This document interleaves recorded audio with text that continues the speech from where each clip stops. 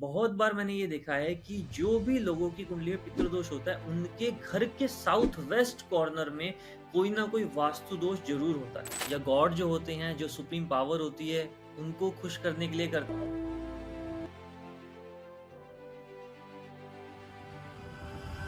हैं ताकि हमारी लाइफ अच्छी रहे। इस समय में हम पितरों की पूजा करते हैं सो दैट वो ब्लेसिंग्स हमें मिलती रहें, उनका आशीर्वाद हमारी ज़िंदगी में बना रहे।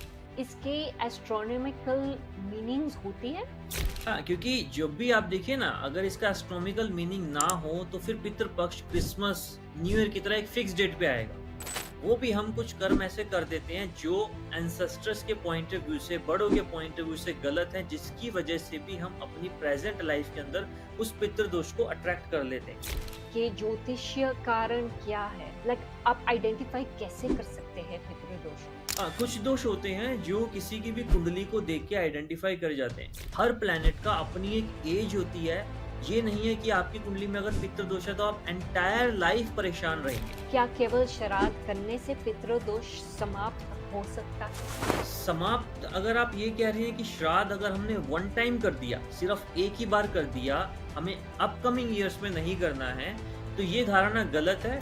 ये पितृदोष होता है, प्लैनेटरी पोजीशन के हिसाब से देखा जाता है। कुछ प्लैनेट जो होते हैं, उनकी पर्टिकुलर पोजीशन के हिसाब से पितृदोष का पता लगता है।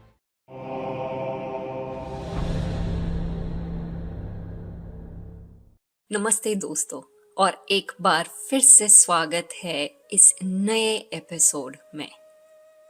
आज हम बात करेंगे पितृपक्ष और उसकी एस्ट्रोलॉजी कनेक्शन के बारे में। पितृपक्ष एक ऐसा समय है जब हम अपने पूर्वजों को याद करते हैं।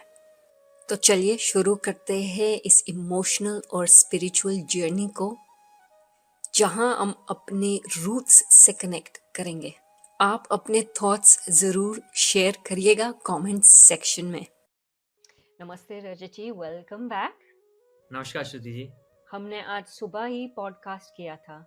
हमने किया था श्राद्ध के बारे में और उसकी रिचुअल्स के बारे में। राइट। और अब हम करने जा रहे पितृपक्ष और उसकी कनेक्शन एस्ट्रोलॉजी से। तो ये थोड़ा डिफरेंट है और ये हमारा दूसरा राउंड है। तो अगर व्यूअर्स ने अभी तक हमारा पहला पॉडकास्ट नहीं देखा तो मैंने लिंक डिस्क्रिप्शन में छोड़ दिया है आपके लिए, आप ज़रूर देखिएगा। ये कंटिन्यूएशन है, जो हमने सुबह बात की थी वो उसकी थोड़ी बहुत कंटिन्यूएशन है। तो रजत जी, पहले तो मैं आपको थैंक यू बोलना चाहती हूँ कि आपने आज टाइम बिताया है इस हम सबको इतना नॉलेज आप दे रहे हैं, तो thank you so much. Thank you so much. Excellent. तो ये जैसे मैंने कहा, पितृपक्ष और एस्ट्रोलॉजी के बारे में हम बात करने वाले हैं। तो इस सेक्शन में हम एक्सप्लोर करेंगे एस्ट्रोलॉजी और पितृपक्ष का जो कनेक्शन है। ये बहुत इम्पोर्टेंट है क्योंकि यहाँ साइंटिफिक और स्पिरिचुअल दोनों एस्पेक्ट्स मिलते हैं। राइट। तो मेरा पहला ये सवाल है, इससे पितृपक्ष क्यों कहा जाता है?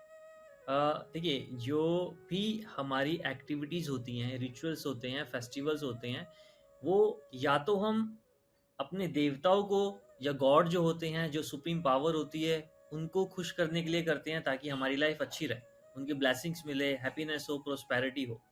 दूसरा, हम ये भी मानते हैं कि जो भी हमारे बुजुर्ग होते हैं, एंसेस्टर्स होते हैं, या वो लिविंग है या नॉन लिविंग है, यानी कि वो हमारे साथ हैं या वो अब इस दुनिया को छोड़ के किसी और जगह पे, किसी और लोक में, व्हाटएवर इज द प्लेस, वहां पर हैं, तो हम ये बिलीव करते हैं कि बड़ों का आशीर्वाद भी हमारे लिए उतना ही जरूरी है जितना कि हमारे जो गॉड हैं उनकी ब्लेसिंग्स जरूरी है।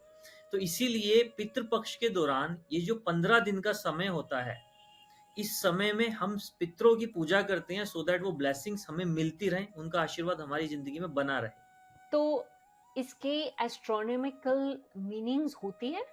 हाँ, क्योंकि जब भी आप देखिए ना, अगर इसका एस्ट्रोनॉमिकल मीनिंग ना हो तो फिर पितृपक्ष क्रिसमस, न्यू ईयर की तरह एक फिक्स डेट पे आएगा, जबकि एवरी ईयर ऐसा होता ही नहीं है।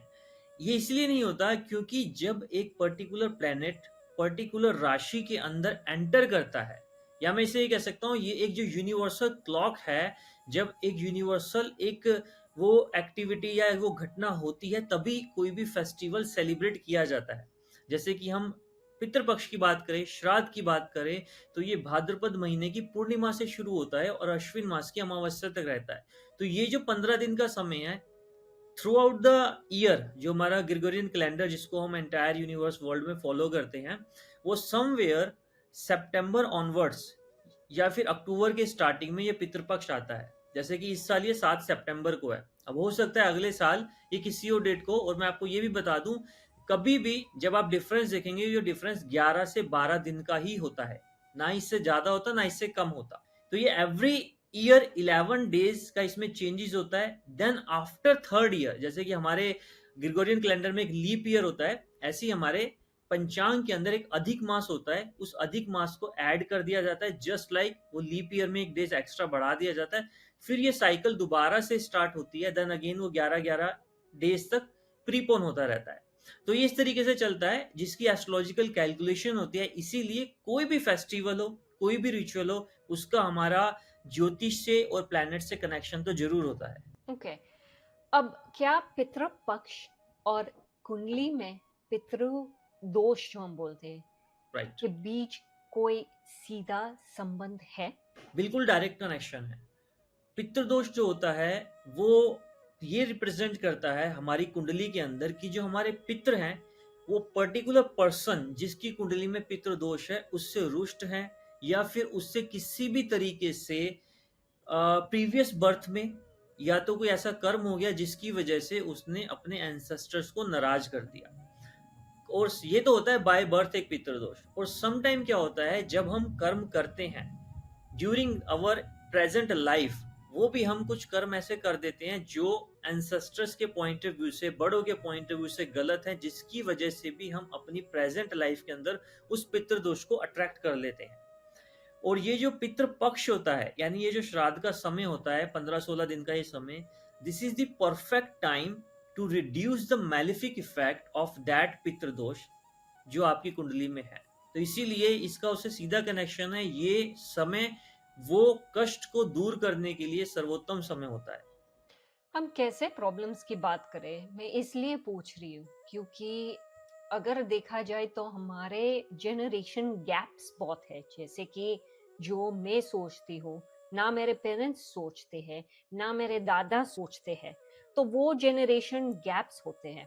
अब आप बोल रहे हैं कि हमारे एंसेस्टर्स समटाइम्स अनहैप्पी भी होंगे हमने जो एक्शंस लिए, लेकिन इट्स नॉट नेसेसरी कि हमारा पॉइंट ऑफ व्यू जो है वो मिले। तो कैसी इश्यूज की बात करें हम, क्योंकि लोग तो यही बोलेंगे ना कि अब तो मैं हर टाइम खुश रखूं, जो कहे वही करूं।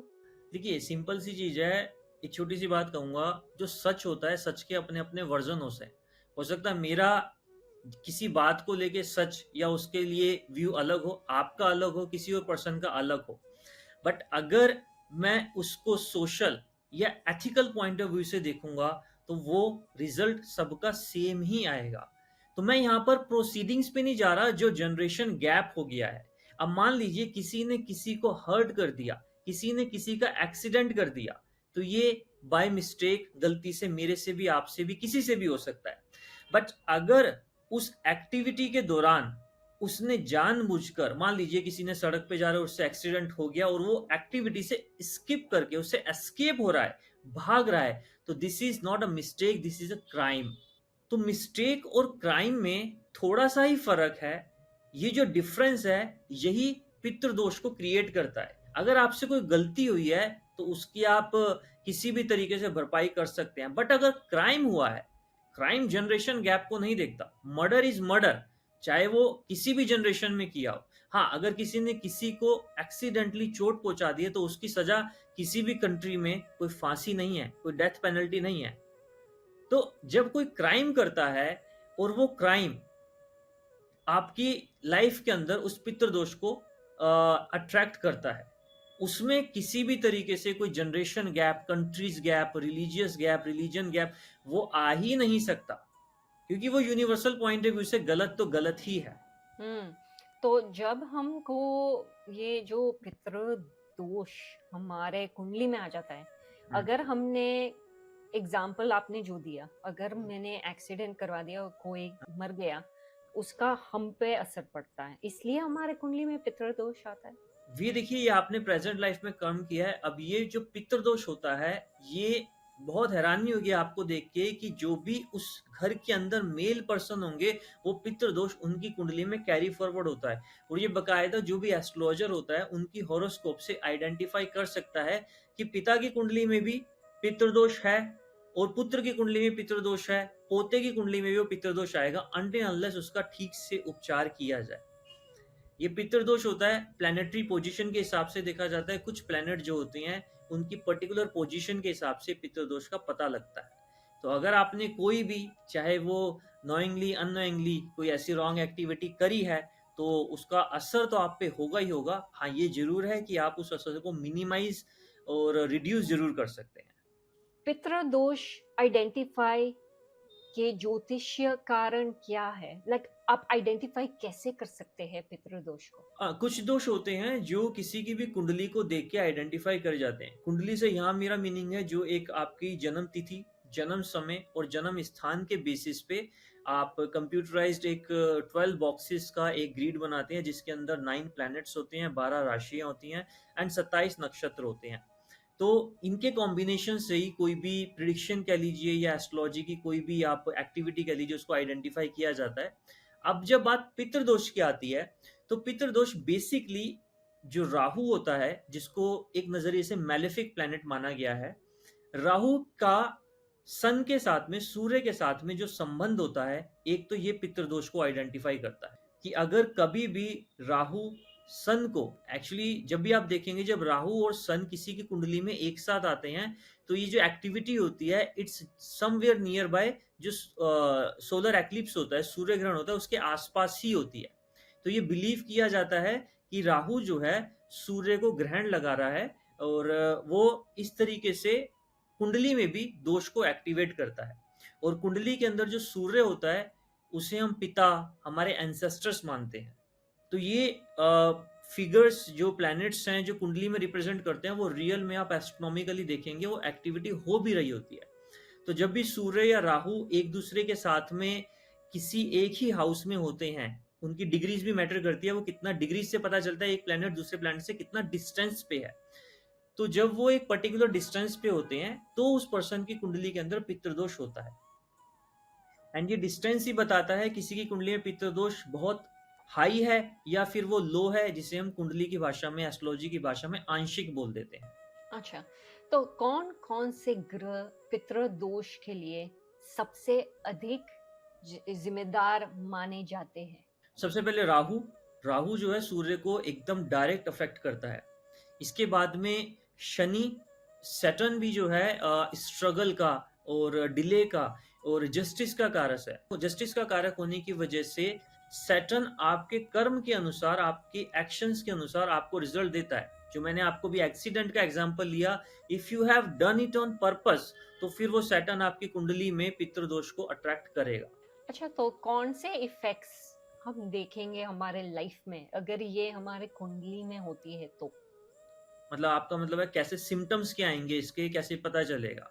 नहीं, सिम्टम्स तो हाँ, सिम्टम्स थ्रू भी पता चल सकता है। और राइट। सिम्टम्स कौन से होंगे? फॉर एग्जांपल मैं तो मेरी लाइफ जी रही हूँ, मुझे नहीं पता कि मेरे मेरे कुंडली में है या नहीं, पितृदोष तो है या नहीं है, राइट। मैं सिम्टम्स जानना चाहती हूँ। सिम्पटम्स ऐसा होता है कभी भी किसी की कुंडली में पितृदोष होता है तो पहली बात तो ये है कि उसका एक पर्टिकुलर समय होता है। हर प्लैनेट का अपनी एक एज होती है। ये नहीं है कि आपकी कुंडली में अगर पितृदोष है तो आप एंटायर लाइफ परेशान रहेंगे। जब वो प्लैनेट एक्टिव होगा, जब उस प्लैनेट का समय आएगा, तभी आपको वो प्लैनेट अपनी कैरेक्टरिस्टिक्स के अकॉर्डिंग रिजल्ट देगा। अगर वो आपकी कुंडली में खराब है तो वो खराब रिजल्ट देगा, अच्छा है तो वो आपको ग्रोथ देगा। अब किसी की कुंडली में अगर पितृदोष है तो उसको सबसे पहले तो पिता या किसी भी फादरली फिगर का एब्सेंस होगा उसकी लाइफ में, यानी कि या तो वो उसके होंगे नहीं, और अगर हैं तो किसी भी तरीके से उनका सपोर्ट सिस्टम नहीं होगा। हो सकता है कि वो पुत्र तो विदेश में रह रहा हो और पिता जो है अपने देश में हो, ताकि दोनों का सपोर्ट ही नहीं है या उनके बीच में अनबन है। तो तो ये कुछ ऐसे सिम्पटम्स हैं जो फैमिली के अंदर किसी भी तरीके का किसी भी रिलेशन में डिस्प्यूट पैदा कर सकते हैं। एक इसका एक मेजर सिम्पटम ये भी होता है कि वहाँ पर किसी भी पर्सन की जो है जिसे हम शास्त्रीय लैंग्वेज में कहते हैं अकाल मृत्यु, यानी कि उसका टाइम नहीं था बट फिर भी किसी एक्सीडेंट या किसी डिजीज के चलते उसकी डेथ हो गई, या प्रोलॉन्ग डिजीज हो गई जिसका कोई इलाज ही नहीं मिल पा रहा है। तो ये कुछ सिम्पटम हैं जो आपकी लाइफ में एक अनसर्टेनिटी, आपकी लाइफ में किसी भी तरह से नेवर एंडिंग प्रॉब्लम्स को अट्रैक्ट करते हैं। तो हम बोलते हैं कि भाई जो पितृदोष है या जो इनके एंसेस्टर्स हैं, जो इनके पितृ हैं, वो इनकी ब्लेसिंग्स इस परिवार को नहीं मिल पा रही है। क्या पितृदोष केवल पूर्वजों की अशांति का परिणाम है या ये कर्म से भी जुड़ा है? क्योंकि आपने कर्म की भी बात की थी पहले। राइट, दोनों चीजें हैं और दोनों ही इक्वल हैं। देखिए, जैसे कि मान लीजिए समटाइम क्या होता है, कोई पर्सन की डेथ हो गई, तो हमारे जो सनातन धर्म है इसमें 16 संस्कार बताए गए हैं। 3 संस्कार इसमें से जब बच्चा गर्भ में होता है तभी हो जाते हैं। इसके बाद एक विवाह संस्कार आपने सुना होगा जिसमें शादी होती है, और जो एंड होता है जिसको हम कहते हैं, कोई पर्सन जब मरता है तो उसे कहते हैं अंतिम संस्कार, लास्ट रिचुअल, डेथ रिचुअल। तो अगर किसी पर्सन का वो अंतिम संस्कार नहीं हुआ है, जैसे कि मान लीजिए उसकी कोई फैमिली नहीं थी, किसी विदेशी धरती पर उसका स्वर्गवास हो गया, वहां पर करने वाला कोई नहीं था, तो कभी उसका किसी बिना प्रॉपर वे में उसका जो है अंत्येष्टि कर दी गई है, तो ये बिलीव किया जाता है क्योंकि उसका जो अंतिम संस्कार है ठीक से नहीं हुआ, डेथ रिचुअल ठीक से नहीं हुआ, तो ऐसे में आने वाली जनरेशन को पितृदोष लगेगा, क्योंकि उनके जो पितृ हैं वो सही से उनको काइंड ऑफ कह लीजिए विदा करना, कह लीजिए काइंड ऑफ जो उनका प्रोसेस है वो कंप्लीट नहीं हुआ। तो ये तो होता है पितरों की तरफ से। दूसरा जो कर्म बेस्ड मैंने आपको बताया वो यही होता है कि आपने एट प्रेजेंट अपनी लाइफ में किसी भी तरीके का कोई भी गलत कार्य किया, तो वो भी आपकी कुंडली के अंदर पितृदोष को अट्रैक्ट करता है। मैं कोविड के बारे में सोच रही थी। जब हमको कम पता था तब लॉट ऑफ केसेस इंडिया में सब पूरी रिचुअल्स जो हम बोलते हैं वो नहीं कर रहे थे, क्योंकि किसी को नहीं पता था कि कोविड क्या चीज थी। तो उसमें इम्पैक्ट करेगा, क्योंकि टेक्निकली देखा जाए तो चॉइस ही नहीं था। चॉइस ही नहीं था, बिल्कुल। आप बिल्कुल सही कह रहे हैं। बहुत बार ऐसी मजबूरी, बहुत बार ऐसी सिचुएशन आ जाती है जब हमारे पास कोई चॉइस ही नहीं होती है। चॉइस नहीं होती, इसीलिए तो ये पितृपक्ष बनाया गया है कि जिनका अंत्येष्टि या अंतिम संस्कार किसी भी तरीके से इनकम्प्लीट रह गया, आपने किया नहीं है, तो उनका आप पिंडदान या तर्पण करके उस इनकम्प्लीट प्रोसेस को इन 15 दिन के दौरान कंप्लीट कर दें। ये प्रोसेस ही इसीलिए बनाया गया है। जो पिंडदान होता है, जो तर्पण का कार्य होता है, जो ब्राह्मण को भोज कराना होता है, वो होता ही इसलिए है जो चीजें प्रीवियसली इनकम्प्लीट रह गई अब आप उन्हें कंप्लीट कर दें। रजत जी, पितृदोष की वजह से हमको क्या सर्कमस्टेंसेस फेस करने पड़ते हैं हमारी लाइफ में? पितृदोष की वजह से 3 चीजें मैं बोलूंगा जो सबसे ज्यादा आती हैं। एक तो मैंने ये देखा है, क्योंकि I am also vastu consultant, तो पितृदोष की वजह से बहुत बार मैंने ये देखा है कि जो भी लोगों की कुंडली में पितृदोष होता है उनके घर के साउथ वेस्ट कॉर्नर में कोई ना कोई वास्तु दोष जरूर होता है। ये एक एक कोइंसिडेंस कह लीजिए, या ये कह लीजिए कि उनका वो पितृदोष इतना स्ट्रांग होता है कि उनको वास्तु अनुसार साउथ वेस्ट सही दिशा मिल ही नहीं पाती है, क्योंकि साउथ वेस्ट को भी राहु ही गवर्न करता है। तो ये कहीं ना कहीं मेरी जो केस स्टडीज में आया है, ये मुझे बहुत बार देखने को मिला है, क्योंकि दोनों का इम्पैक्ट, चाहे साउथ वेस्ट आपके घर का खराब हो या पितृदोष हो, उसका दोनों का ही जो इम्पैक्ट आता है वो आता है हस्बैंड और वाइफ की रिलेशनशिप पे। रिलेशनशिप के अंदर किसी भी तरीके से डिस्प्यूट हो जाना, घर में रहते हुए भी साथ नहीं होना। सोशल नजरिए से तो वो हस्बैंड एंड वाइफ होते हैं, बट हस्बैंड एंड वाइफ जैसा कोई भी बॉन्ड नहीं होता। इसके अलावा मैंने देखा है जो अगेन साउथ वेस्ट और पितृदोष दोनों की कैरेक्टरिस्टिक्स है, वो ये है कि किसी भी तरीके से उस घर में जो संतान होती है, प्री मैच्योर हो जाना, अबॉर्शन हो जाना, किसी भी तरीके से मिसकैरेज हो जाना, संतान को डिले होना, ये बहुत ज्यादा प्रॉब्लम होती है। ये ऐसी प्रॉब्लम्स हैं जिसमें बहुत बार हमारे पास में क्लाइंट आते हैं और वो कहते हैं जी आप जो मर्जी उपाय बता दो, जितना मर्ज़ी पैसा खर्च करवा दो, बट मुझे इस प्रॉब्लम से निकाल दो।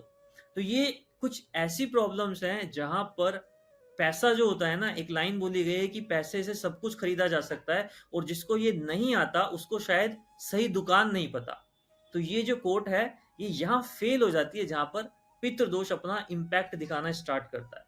तो ये कुछ चीज़ें हैं जिसके अंदर पर्सन बहुत ज़्यादा परेशान हो जाता है और वो शायद एक पॉइंट पे आके हिम्मत हार जाता है। मेरी सोच तो यही है, भले ही हम रेमेडीज करें पितृदोष के लिए, और भले ही हमारी चिल्ड्रन या संतान जो है उस पे ना जाए, पितृदोष ट्रांसफर नहीं होता है, लेकिन आप हमेशा, आपकी लाइफ तो स्ट्रगल करेंगे ही करेंगे, क्योंकि दोष तो है ही। तो जितना आप जितने पैसे फेंकने, वो तो काम नहीं करेगा, क्योंकि दोष तो है ही। दोष तो है ही। क्या पितृदोष हमेशा अशुभ होता है, या इसके भी कुछ पॉजिटिव संकेत हो सकते हैं? नहीं, देखिए, दोष तो हमेशा नेगेटिव ही होता है, अदरवाइज उसे योग कहा जाएगा। कुंडली के अंदर दो ही चीजें हैं, दोष या फिर योग। अगर कोई भी दोष है तो वो हमेशा नेगेटिव ही होगा। हाँ, बट मैं उसे पॉजिटिव नजरिए से इसलिए देखता हूँ कि अगर आपकी कुंडली में वो दोष है और वो विजिबल है, तो आप उसके लिए प्रिपेयर हो सकते हैं। तो इसीलिए इसका पॉजिटिव इम्पैक्ट मैं सिर्फ यही समझता हूँ कि ये जस्ट सिमिलर उस तरीके से है कि आपने कोई भी ब्लड टेस्ट कराया और उसके अंदर आपका शुगर लेवल आ गया, तो आप डायबिटिक होने से पहले ही आप उस चीज के लिए प्रिपरेशन कर सकते हैं, ताकि आपको मेडिसिन या किसी भी तरीके के और उपचार में जाना ही ना पड़े।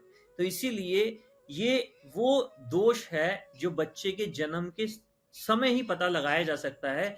बिफोर परफॉर्मिंग हिज कर्मा, उसने आगे की लाइफ स्पेंड ही नहीं करी, तो उसकी कुंडली के अंदर पितृदोष है, तो वो एक तरीके से एक अलार्म कह लीजिए, काइंड ऑफ एक अलर्टनेस कह लीजिए, उसको पहले से ही हो जाएगा और वो उसको दूर कर सकता है।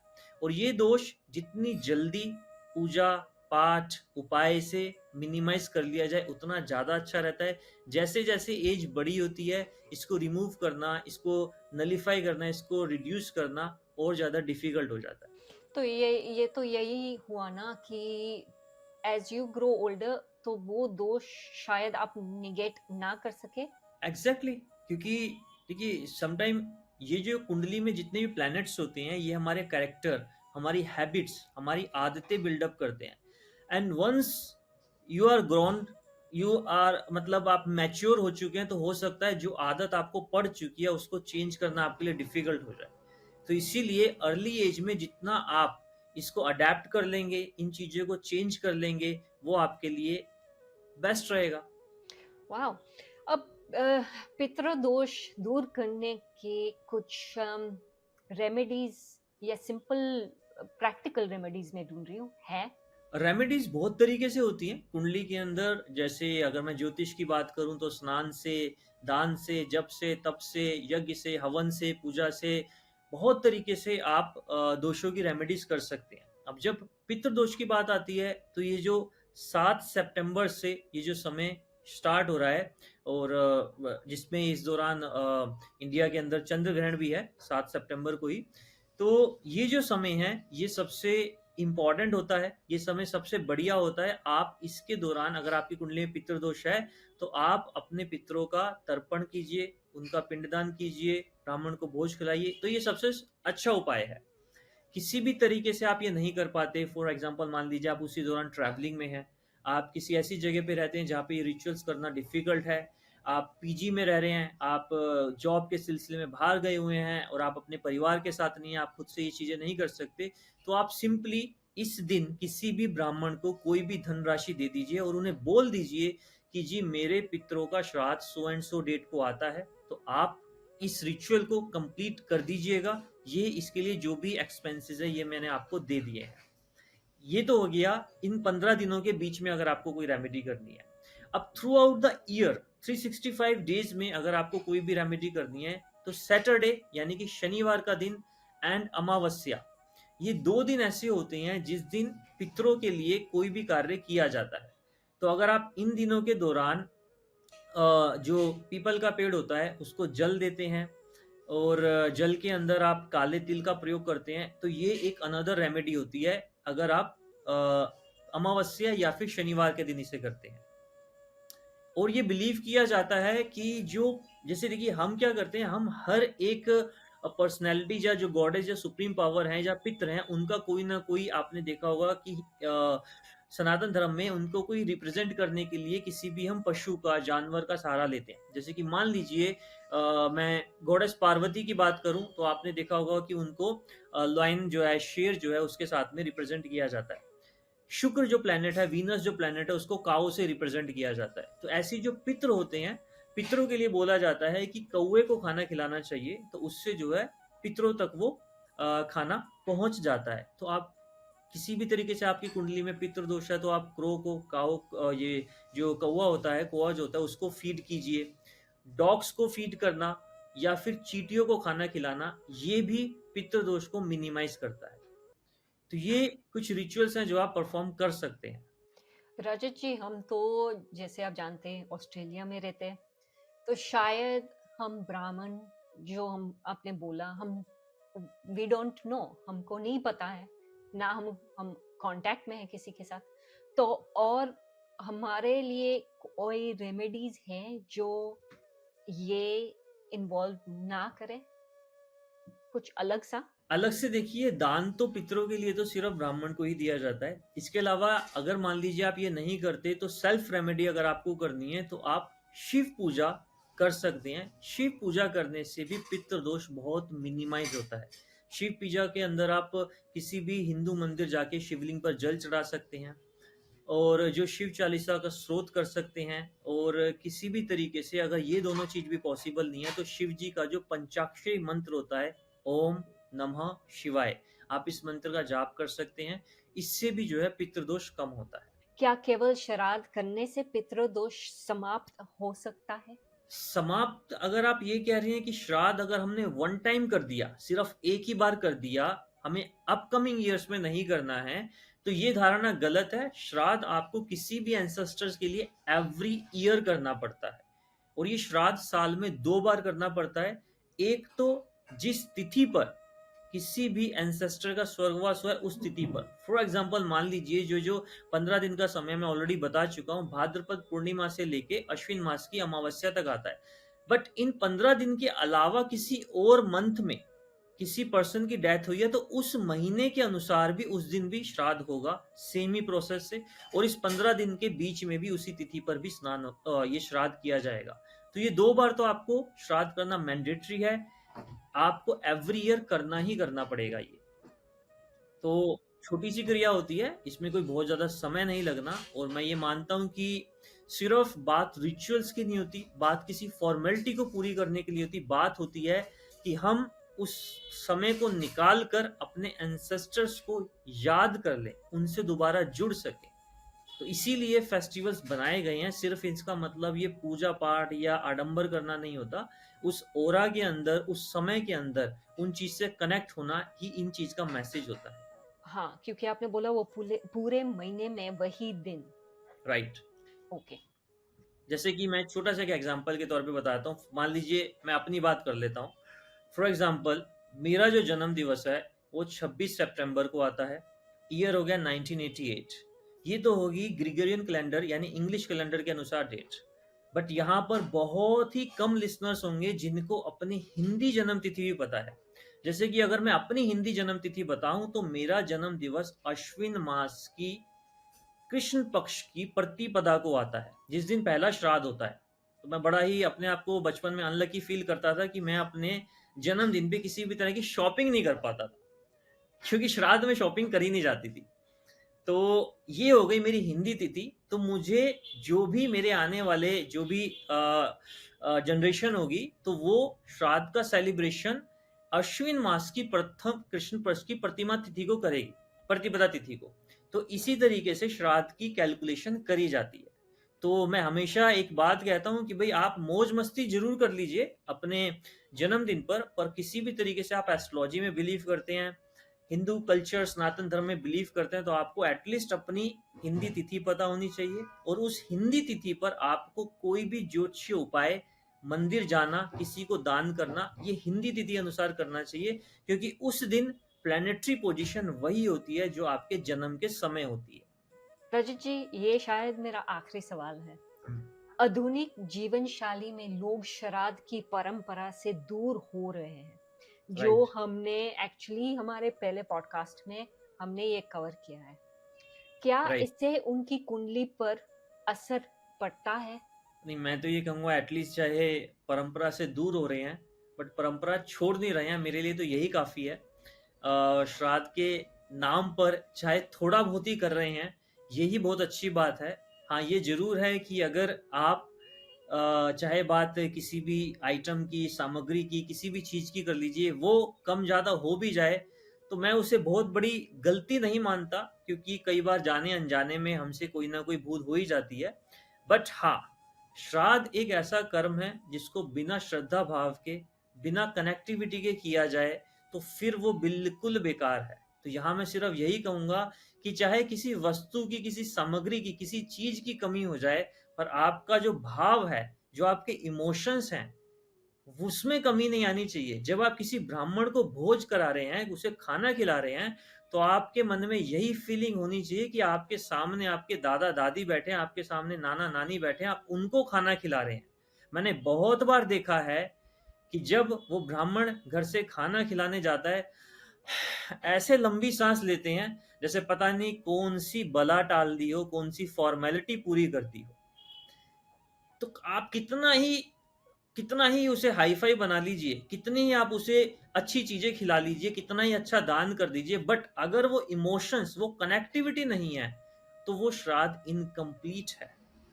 तो इसीलिए मैं इसे बहुत बड़ी गलती नहीं मानता, हम इंसान हैं और बोला जाता है जो इंसान है वो तो गलतियों का पुतला है, तो कोई ना कोई मिस्टेक्स तो मेरे से भी हो जाएगी अगर मैं भी कोई काम करूँगा तो। बट हाँ, emotions, connectivity that is must क्योंकि श्राद्ध जो है, ये श्रद्धा एक शब्द है उसी से ही बना है, तो इसमें श्रद्धा भाव होना बहुत ज़्यादा ज़रूरी है। रजत ji, thank you so much. फिर से थैंक यू। ये कंक्लूजन हुआ हमारे श्राद्ध का, जो हमने एपिसोड्स राइट, रिकॉर्ड किए हुए हैं। राइट। तो मुझे पता है आप बिजी है, सो मेरी you know best wishes for you, और thank you. Thank you so much. बस यही कहूँगा एंड में कि भई आप जो हैं कभी भी जब भी कोई कार्य करते हैं या थोड़ा-सा रूटीन बनाने की कोशिश कीजिए, बड़ा मुश्किल नहीं है संस्कृत भाषा को समझना। आप पंचांग देख सकते हैं जो ऑनलाइन अवेलेबल है। कभी भी आप 365 डेज़ में पंचांग को अगर दिन में 2-3 बार भी फ़ॉलो कर लेते हैं, तो कुंडली के बहुत सारे दोषों का निवारण हो जाता है। प्रॉब्लम यही है कि जब कोई व्यक्ति बीमार हो जाता है, तो डॉक्टर के पास जाता है। जब कुंडली के दोष उसे इतनी हद तक परेशान कर देते हैं, तब वो एस्ट्रोलॉजर के पास जाते हैं। अगर आप पंचांग को फ़ॉलो कर लेंगे, तो आपको उस लेवल तक पहुँचना ही नहीं पड़ेगा क्योंकि पंचांग में ऐसी-ऐसी चीज़ें हैं जो हर किसी के कुंडली को दोषों को मिनिमाइज़ करते हैं और योग जो होते हैं उसमें, उसको एक्ज़ैगरेट करके आपको पॉज़िटिव रिज़ल्ट्स देते हैं। तो बहुत ईज़ी है, उसको आप ऑनलाइन देखिए, थोड़ा-सा उसे अडॉप्ट करने की कोशिश कीजिए। Thank you Rajat ji. Thank you so much. Thank you so much.